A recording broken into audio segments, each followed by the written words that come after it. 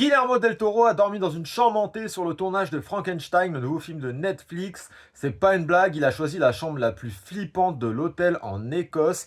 Il dit avoir ressenti une présence territoriale et assez flippante. Il a même essayé d'enregistrer le son avec son iPhone. Le mec est en train de tourner un film d'horreur et il dort en présence des esprits.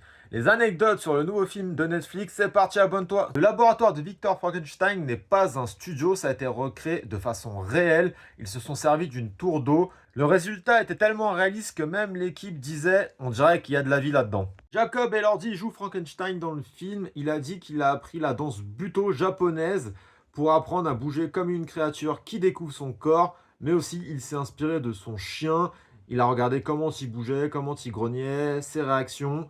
Je sais, c'est bizarre, mais c'est comme ça. Oscar Isaac a dit que le tournage de Frankenstein était le plus fun de sa carrière.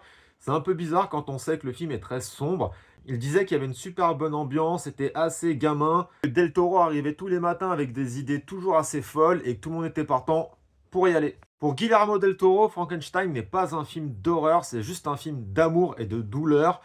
Voilà, le monstre veut savoir pourquoi il n'est pas aimé. C'est pas vraiment le méchant du film, simplement une âme rejetée. Pour Guillermo del Toro, c'est ça le vrai cœur du mythe de Frankenstein. Voilà, c'était quelques petites anecdotes sur le nouveau film de Netflix. J'espère que ça t'a plu. N'hésite pas à me dire si tu as d'autres anecdotes en commentaire de cette vidéo. En attendant, n'hésite pas à t'abonner pour lui donner plus de force à ce compte. Et on se dit à la prochaine. Ciao!